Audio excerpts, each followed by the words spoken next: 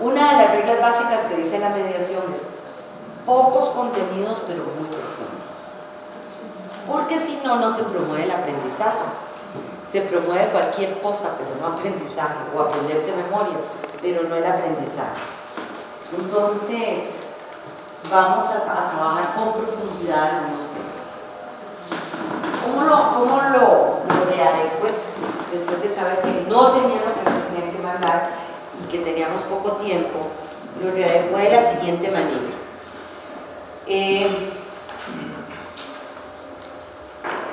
Voy a darles una pequeña introducción de la mediación. La mediación pedagógica, cuando la escriben y la crean Francisco Gutiérrez y Daniel Prieto, fue como en el año 90. En ese momento, ninguno de los dos habían incursionado en la física cuántica y en estas cosas. A ellos los contratan más o menos en el 88, en 1988, la Embajada de Holanda, para hacer un proyecto muy grande en Guatemala. Esto es historia, no lo dice el libro, se lo voy a contar como antecedentes. Los contrata la Embajada de Holanda para hacer un proyecto para la Universidad de San Carlos de Guatemala, porque tenían un problema. Era una época de muchísima enfrentamiento entre el ejército y la guerrilla. Estaban unos dictadores que ustedes los deben de conocer, que ahí sin miedo yo digo, tremendos, como Lucas García, ¿verdad?, que arrasó prácticamente 40 pueblos con napalm en el altiplano guatemalteco. Entonces, y eso está demostrado Naciones Unidas y todo, era de una,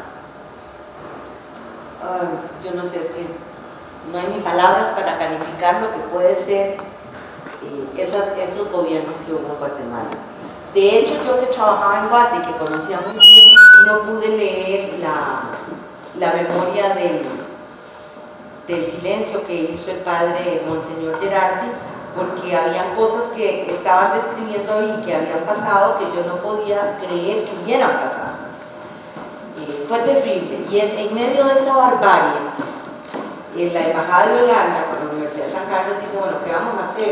Todos los intelectuales se nos fueron, porque si no los matábamos o se iban. Se quedaron sin intelectuales, quedaron con profesores que estaban como incursionando en la universidad y cosas así, y entonces, claro que la calidad se estaba yendo en términos de calidad y de información. Entonces, contratan a Francisco Gutiérrez y a Daniel Prieto para que cree un trabajo de formación de profesores universitarios a distancia, porque no se podía estar yendo a la zona, a la selva del Petén, a Tikal, a todas esas partes, porque habían enfrentamientos muy grandes. Entonces, la idea era que fuera a distancia. Y así nace la mediación pedagógica, porque ellos empiezan a hacer un análisis de todo lo que había escrito sobre educación, objetivos de la educación, en toda América Latina, en todos los programas de los ministerios y todo, y encuentran que lo que decían era precioso, pero lo que se llevaba a la práctica no había nada que ver, por un lado. Por otro lado, empezaron a estudiar todos los programas y los planteamientos epistemológicos de las universidades a distancia, y se dieron cuenta que era pésimo. La de Costa Rica, la de España, la de Venezuela, que eran como las más famosas, era fatal lo que estaban haciendo, porque era de lo que hacemos en el aula, pero peor. Entonces dijeron,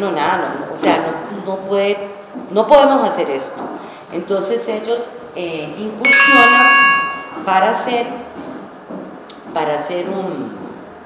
una propuesta alternativa. Y por eso surge la mediación pedagógica. Y por eso es alternativa realmente. Se pusieron a pensar, bueno, ¿para qué sirve la educación? Entonces ellos plantearon cosas muy hermosas para gozar de la vida, para la incertidumbre.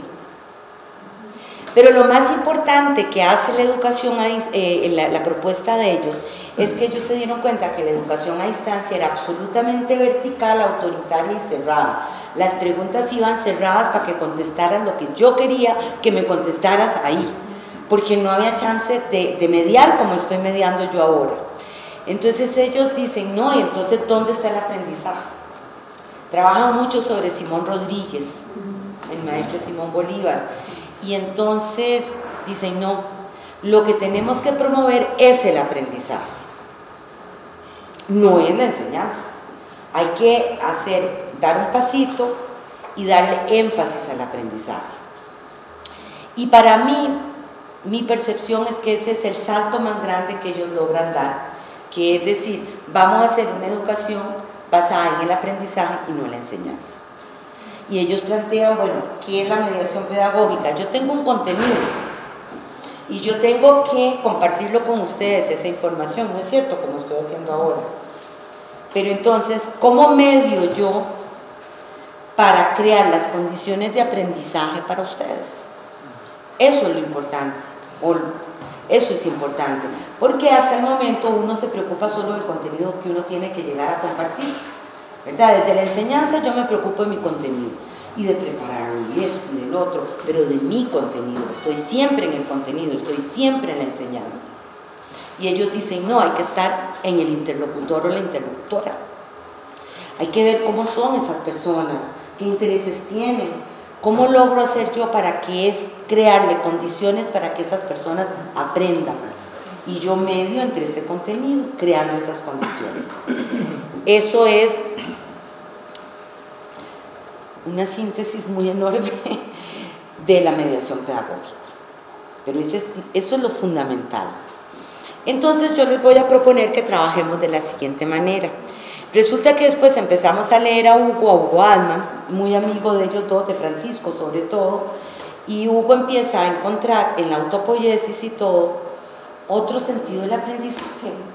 Y ellos empiezan a cartearse y es muy interesante porque ni Daniel ni Francisco sabían nada de eso, de la autopoiesis, ni sabían de Heisenberg ni de la incertidumbre. Sin embargo, hacen esos dos planteamientos, claro, por intuición, como todos los grandes descubrimientos que se hacen por intuición. Entonces, por intuición plantean esas dos grandes cosas y luego, viendo todos estos otros autores, uno logra darle las bases científicas que se vienen descubriendo. Y entonces yo les propongo que trabajemos desde la biopedagogía, ¿verdad? Para profundizar lo de biopedagogía. Lo de biopedagogía a mí siempre me da un poco de sustillo, porque cuando lo trabajamos teóricamente en el ciclo anterior, a veces quedan hasta muy bonitos los trabajos. Pero cuando damos el pasito al tema pedagógico, volvemos a las imágenes nuestras, ¿verdad? O sea, tenemos muchísimos años de estar haciendo lo mismo, y acuérdense de la resonancia mórfica de Rupert Sheldrake, ¿verdad? O sea, son muchos siglos de resonancia mórfica, de hábitos, de cómo hacemos las cosas en la clase. Entonces, cambiar esa vaina, aunque William Ospinaz diga así es la vaina, no es así la vaina, o sea, cuesta muchísimo. Entonces, por eso yo les voy a proponer, y esa es, digamos, un poco el diseño que yo hice, que es trabajar desde la biopedagogía, desde los elementos fundamentales de la biopedagogía, trabajemos la mediación pedagógica. La parte de mediación pedagógica, que es los tratamientos de las experiencias de aprendizaje, se los dejo como tarea. ¿Me aceptan dejarles como tarea eso? Dado el poco tiempo que tenemos y la importancia que tiene en torno al doctorado. Entonces, lo dejamos como tarea la creación de una experiencia de aprendizaje aplicando los tratamientos de la mediación pedagógica. Yo les voy a enviar más material.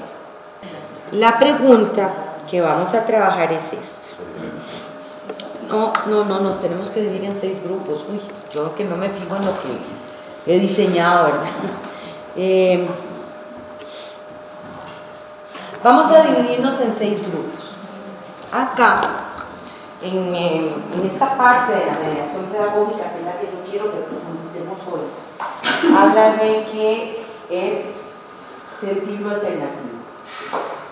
Que es como decir, bueno, en el lenguaje tradicional nuestro, los objetivos que proponemos para la educación, pero es sentirlo alternativo. Educar en y para la incertidumbre. No lo noten, eso se los voy a dar. Educar en y para gozar de la vida. Educar en y para la significación. Educar en y para la expresión. Educar en y para convivir. Educar en y para apropiarse de la historia y la cultura. Son los 6 puntos que proponen Prieto y Gutiérrez para darle sentido a la educación. ¿Ok? Es el sentido alternativo de una propuesta educativa.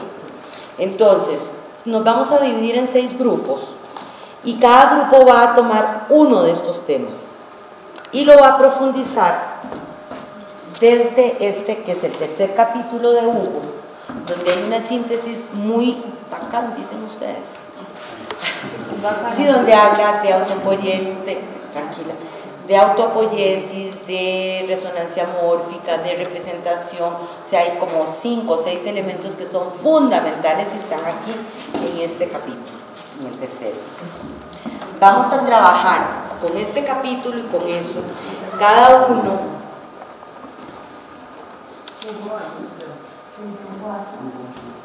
Cada grupo va a establecer, ahora sí tomen nota para, cada grupo va a establecer la mayor cantidad de vinculaciones que encuentren entre el punto que les correspondió analizar y profundizar y el texto de Anna. Pero vinculaciones, ojo, no es cualquier vinculación, vinculaciones que gatillen la emergencia de los aprendizajes.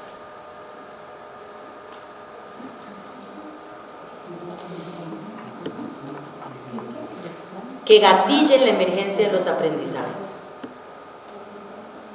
Está duro, yo sé que está duro, pero es un ejercicio fuerte, conceptual, en términos de lo que vimos de biopedagogía teóricamente, cómo lo empezamos a articular y a vincular con nuestras prácticas cotidianas. ¿Y de qué estamos hablando? Porque a veces usamos las palabrillas y parecen que nos quedan muy lindas en las reacciones, autopoiesis y resonancia mórfica, pero luego no tienen consistencia en el trabajo que están desarrollando. Entonces la idea es esto, sí está bien, pero cómo se aterriza y cómo se come esta vaina. Entonces sí, vamos a dividirnos en grupos, en 6 grupos. Vamos a ver cuántas personas hay. De 1 a 6 vamos contando. 1, 2. Según la teoría del sistema unificado organismo-entorno, la aparición de las formas de conocimiento no se basa en ningún proceso de transferencia. Es ahí donde yo planteaba que hay una relación directa, digamos que en el sentido de que no hay una transferencia, yo tengo el conocimiento y te lo estoy transfiriendo a ti, sino que se da por otro tipo de relaciones o de relacionamiento que se da. Entonces dice, el conocimiento es la forma de existencia del sistema, mejor, es el conocimiento quien le hace existir en esa forma. El conocimiento nuevo se crea cuando se están produciendo cambios en la estructura del sistema. El aumento del conocimiento representa una ampliación del sistema y su reorganización, lo que hace posibles nuevas formas de acción y nuevos resultados. De ello resulta que el conocimiento como tal no está basado en acción directa alguna de los sentidos.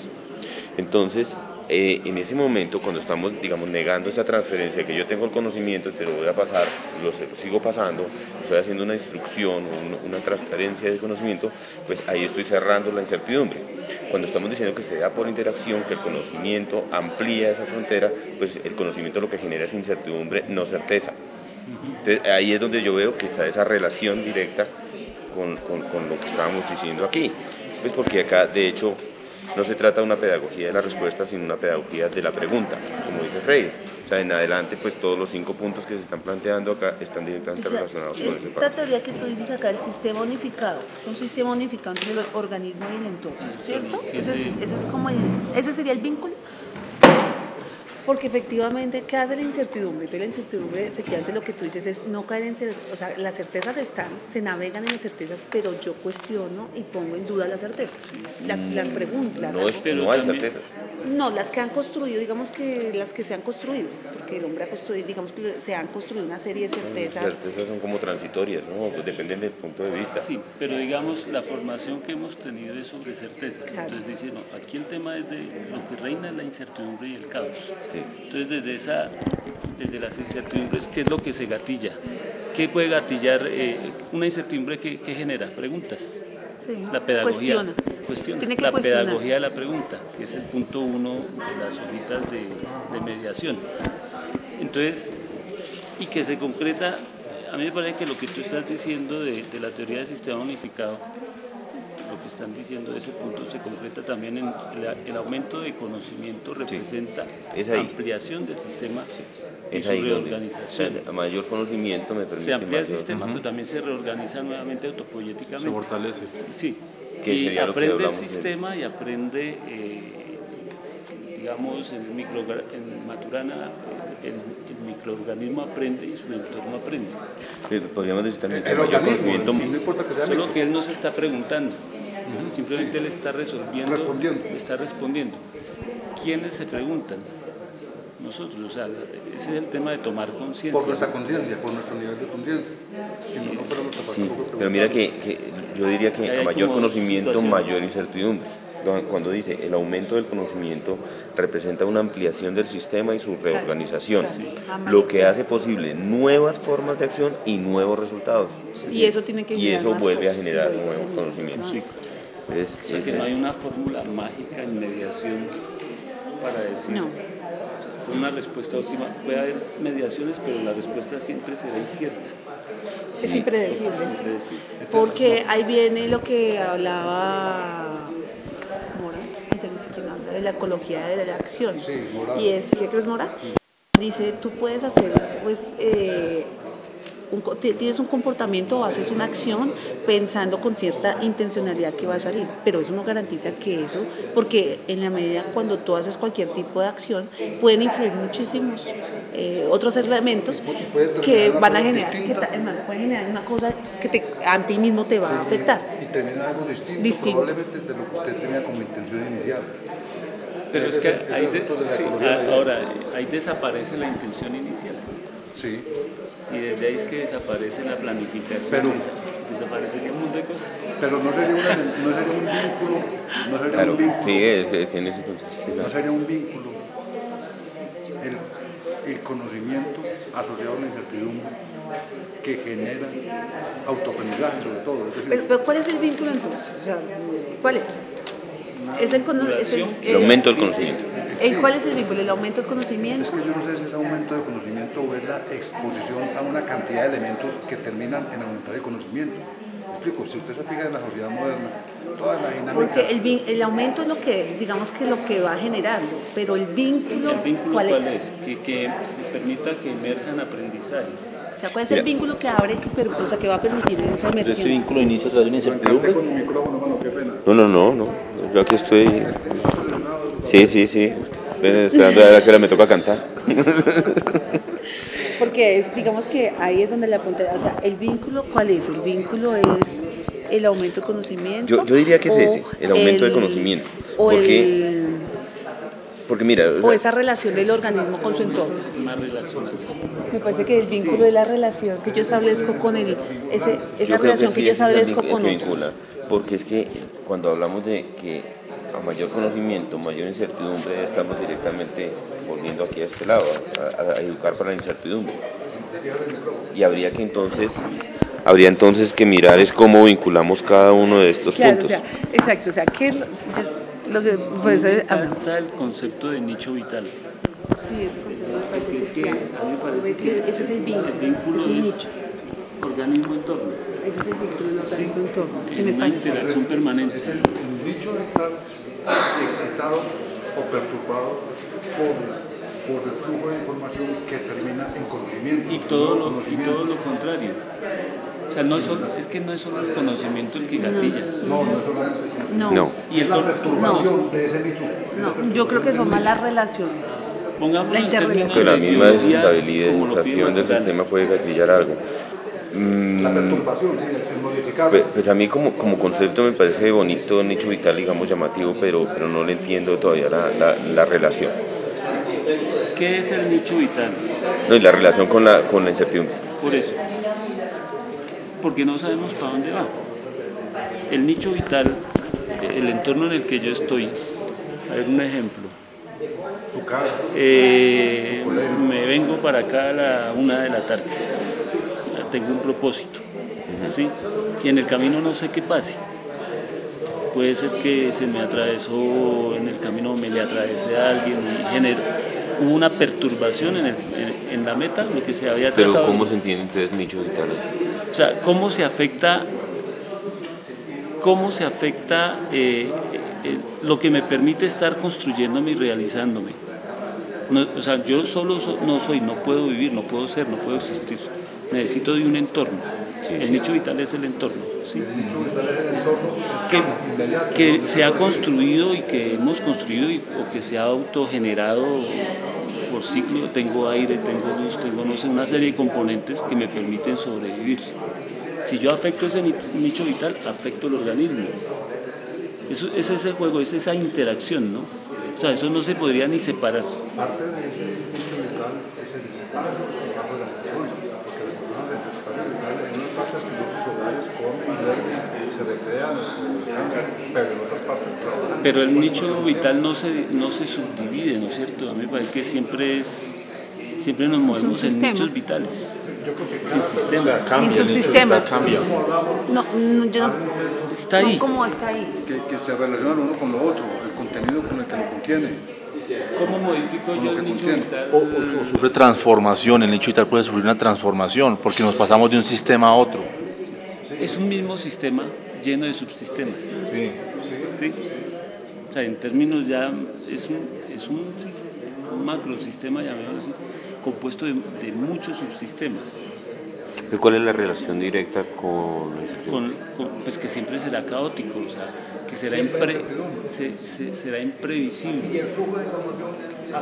Y que yo me adapto. Entonces no con la ahí. incertidumbre, con aprender o enseñar para la incertidumbre. En la incertidumbre, como dice el título acá. El segundo elemento que habla de ¿Qué dice educar aquí? para... Porque es que la pregunta es vínculos que hacen Educar emerger en, el aprendizaje en y para la incertidumbre. En y para la incertidumbre. En y para la incertidumbre. Y para la incertidumbre. Es que miren, yo, digamos, efectivamente, y eso es lo que le ha pasado a la escuela, y es que efectivamente se le ha olvidado que la escuela es solo un subsistema de todo un sistema, de todo un nicho. Entonces, lo que se da en la escuela realmente no llega porque no es la realidad de lo que los chicos o no está reflejando lo que se ve, lo que es un nicho. Entonces lo que se da es una transmisión de conocimientos totalmente alejados de su propia realidad, que no los vinculan porque no se identifican dentro de ese espacio.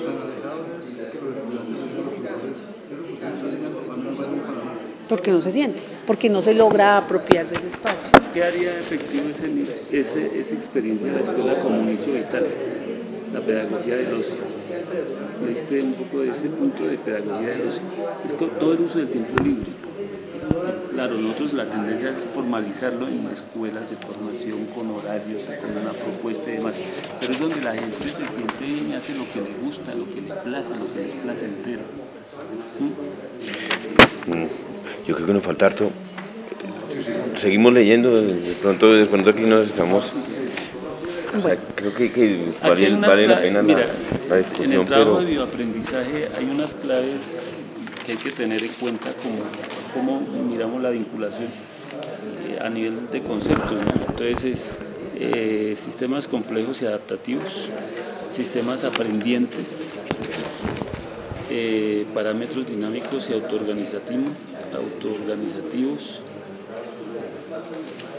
y aquí había otro, creo, complejidad, autoorganización, autopoiesis.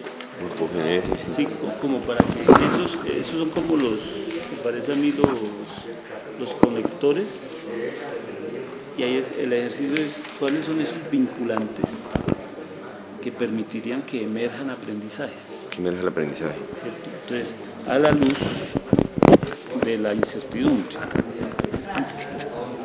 Entonces, están como los conceptos de Altman, como para no leernos todo esto nuevamente, ¿no? De Altman, que es todo lo de aprendizaje. Vamos a centrarnos de pronto acá, en los 5 elementos que ya nos da para incertidumbre. Entonces, un poco el ejercicio que ya estamos haciendo, pero para decir, al menos enumerar uno, nicho vital, entorno, organismo, entorno. Ese sería un que gatille, que genera incertidumbre y que gatille. Que permita la incertidumbre, que permita la pregunta, que permita el flujo de la información. Yo entiendo el concepto de nicho vital, entiendo el concepto de incertidumbre y digamos las perturbaciones, la estructura, el cambio estructural. Pero lo que no entiendo aquí es cuál es la relación que le estamos dando. Eso, es que ese es el problema. Están planteando. Fue lo que los trabajos que hicieron de bioaprendizaje muy bonitos, pero hagamos práctica. Pero no, digamos, para aterrizarlo es que yo sí veo aquí muy directamente que a mayor conocimiento, mayor incertidumbre. Y pues digamos que está planteando aquí, y ese sí hay, ahí sí hay una relación directa. Pero es mayor, o sea, pero no es el vínculo. ¿Cierto? O sea, ¿qué me vincula? ¿El conocimiento? ¿Me vincula? No, No, eso es lo que se genera. Por eso es lo que genera, es lo que nos dicen, pero ¿qué o sea, ¿cómo genera ese conocimiento? O sea, El aumento ¿cuál del es el conocimiento. vínculo? ¿Cómo aumenta el conocimiento? Póngalo en términos de información, póngale conocimiento en términos de información y póngalo como flujo de información. Ese flujo permanente de información perturba ese nicho vital de cada pero mira lo que nos decía aquí sobre la información en la incertidumbre. Y nos decía, en esta sociedad estamos más desinformados.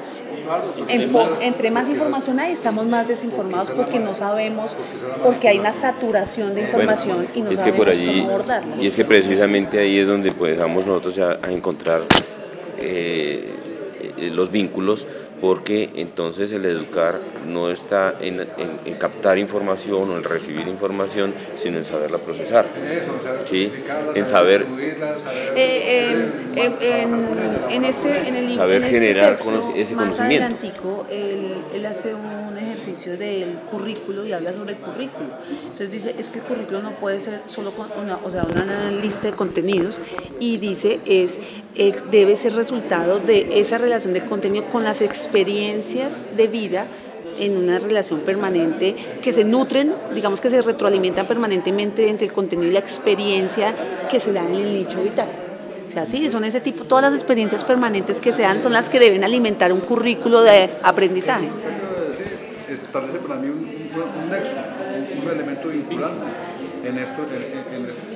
El vínculo, ¿cuál sería? La experiencia que yo tengo dentro de mi nicho vital. Ese sería el vínculo, ¿no? Sí, yo creo que ahí... A ver, ¿ustedes son profesores? Sí.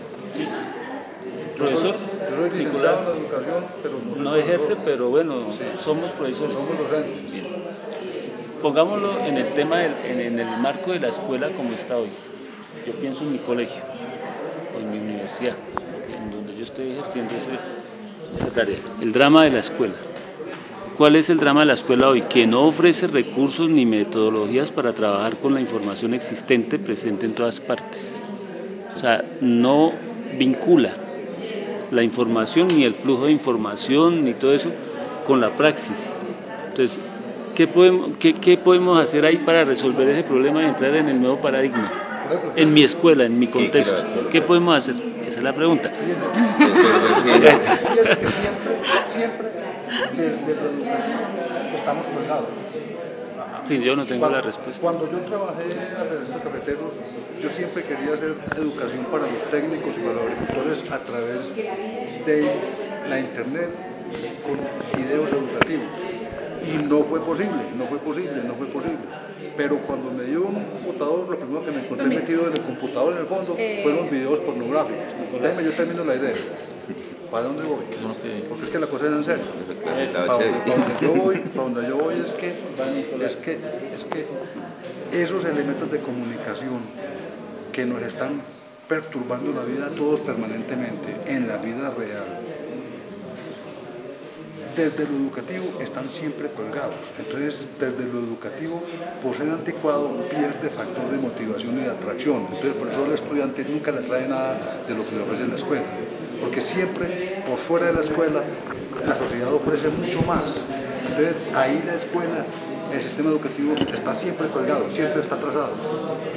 Pero entonces busquemos cuáles serían los vínculos que generarían experiencias de aprendizaje. Por eso. ¿Cuáles son? Para mí es el flujo de conocimiento, el flujo de información. Ese puede ser Pero yo diría, pero es que si hablamos de flujo de información, ¿eso me vincula? O sea, de que esté la información y conocimiento me genera vínculo, porque el conocimiento está, pero eso no genera un vínculo, no me atrae. La información ¿Qué está. es lo que genera el vínculo? La información está, el conocimiento no siempre está. Es decir, la información sí está. ¿Qué vincula un sistema con otro? La podemos buscar. Un poco, yo quería un poco lo que... ¿cómo es? Ahora, ese es de todas formas, Víctor Hugo, ese es un subsistema.